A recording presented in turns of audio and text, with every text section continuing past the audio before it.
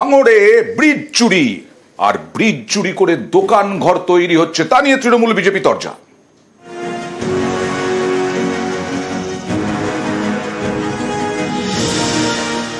ব্রিজের নিচে দোকান, এই দোকান তৈরির জন্য ভেঙে ফেলা হয়েছে ব্রিজেরই গার্ডওয়াল। এই ছবি ভয় ধরানোর মতো।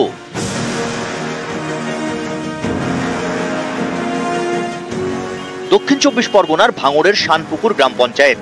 এখানকার সোনপুর এলাকার গা ঘেঁষে বয়ে গিয়েছে বাগজোলা খাল। এই খালের ওপর পূর্ত দপ্তরের ব্রিজ 2010 সালে তৈরি হয়। এই ব্রিজের নিচে একের পর এক দোকান। সম্প্রতি এখানে তৈরি হয় নতুন একটি দোকান। এর জন্য ভেঙে ফেলা হয়েছে ব্রিজের গার্ডওয়ালের একটি অংশ। দোকানে বসানো হয়েছে শাটার।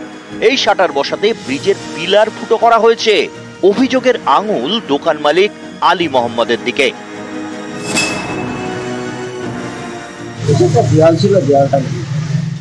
ব্রিজের নিচে দেয়াল কাটছেন, এভাবে অসুবিধা হবে না? ব্রিজের সঙ্গে কোনো সামঞ্জস্য নেই। তো প্রশাসন জানে বিষয়টা? হ্যাঁ, স্যারকে বলেছিলাম।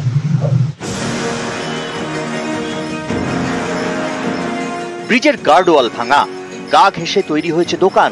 এ নিয়ে কাশীপুর থানায় অভিযোগ জানান স্থানীয়রা। সোমবার রাতে ঘটনাস্থলে যায় পুলিশ। দোকানের কাজ বন্ধ করে দেওয়া হয়। এই বেআইনি নির্মাণ ঘিরে শুরু হয়েছে চাপানুতোর। ব্রিজের পিলারের কেটে নাকি শাটার বসে দোকানঘর তৈরি হচ্ছে। একজন সাধারণ দোকানদার, তার কোনোদিনই কোনো হিম্মত হবে না যেরকম একটা অনৈতিক কাজ করার। এর পিছনে তৃণমূলের নেতার যোগ আছে। ভালো করে তদন্ত করে দেখুক, এই দোকানদারের পিছনে তৃণমূলের তাবৎ নেতা আছে, তারা কাটমানি খেয়ে এটা পারমিশন দিয়েছে। বিরোধীদের তো কাজই শাসক দলের যারা আছে তাদের উপরে অভিযোগ করা। কাজের নামে 8 নম্বর, কিন্তু অভিযোগ করার নিরিখে বিরোধীর 1 নম্বর। ওখানে কে বা কারা করছে আমরা তো জানি না। এবং আমাদের কেউ কি জড়িত আছে ওর সঙ্গে? বিরোধীরা কি প্রমাণ দিতে পারবে? কোনো নেতা কর্মী কেউই জড়িত নেই। ভাঙড় থেকে কল্যাণ মণ্ডল, নিউজ 18 বাংলা।